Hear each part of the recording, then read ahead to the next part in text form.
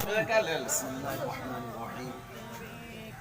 اقرأ باسم ربك الذي خلق، خلق الإنسان من علق. اقرأ ربك الأكرم الذي بالقلم علم الإنسان ما لم يعلم. قال النبي صلى الله عليه وسلم: خير من تعلم القرآن وعلمه. صدق اللہ العظیم. اللہ کا لاکھ لاکھ شکر ہے، احسان ہے، کرم ہے کہ اس پاک پروردگار عالم نے اپنے دین کے خاطر اپنے نیک بندوں کو فکر عطا فرمایا، اور اللہ جس سے خیر چاہتا ہے، بھلائی چاہتا ہے، اسے دین کی فکر بھی عطا فرماتا ہے.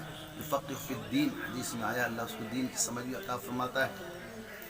اور اسی سمجھ کو اللہ نے اپنے نیک بندے مولانا ذکی الباری کو اللہ نے عطا فرمایا ہے. اور شروع سے میں تو دیکھا نہیں ہوں لیکن سنا ہوں، الحمدللہ بڑی محنت سے کام کرتے ہیں، لگن سے کام کرتے ہیں، اور لگن محنت ہی رنگ لاتی ہے. انشاءاللہ کل آئندہ یہ مدرسہ فیض الحسن جو بھی انشاءاللہ العزیز رنگ لائے گا، اور ایک دین کا ایک مرکز اللہ تعالیٰ اسے بنائے. ہماری یہی دعا ہے.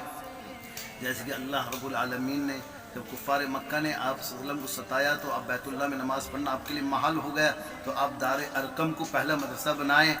تو اللہ تعالیٰ اسی نہج پہ انشاءاللہ یہ دار ارقم کا ایک نمونہ بنے گا کل آئندہ کے لیے انشاءاللہ العزیز. اور یہاں سے بڑے بڑے جید انشاءاللہ یہی امید ہے کہ حافظ قرآن نکلیں گے، عالم دین نکلیں گے، اور یہی انشاءاللہ العزیز جو بنیاد جو بانی ہیں اللہ ان کو اس کا مغفرت کا ذریعہ بنائے گا، ان کے پورے خاندان کو اللہ مغفرت کا ذریعہ بنائے گا. اور میری یہی خواہش ہے اور یہی دعا بھی کرتا ہوں کہ اللہ تعالیٰ یہاں سے دین دن رات چوغنی اللہ تعالیٰ یہاں سے پڑھنے والوں کو ترقی نصیب عطا فرمائے اور دین کا داعی بنائے. اور سب سے بڑی بات ہے کہ یہ جو مدارس اسلامیہ ہیں یہ ہمارے لیے قلعہ ہے، اور یہ قلعہ جو ہے یہ ختم نبوت کے یہاں پہ سپاہی پیدا ہوتے ہیں. اللہ تعالیٰ آئندہ جو قیامت آنے والے ختم نبوت پر ڈاکہ ڈالنے والے جتنے بھی ڈاکو آئیں ان کا یہ یہاں سے سد باب ہوگا انشاءاللہ العزیز، اور ان کو منہ توڑ جواب دیا جائے گا، اور ختم نبوت کے محافظ یہاں سے انشاءاللہ کھڑے ہوں گے.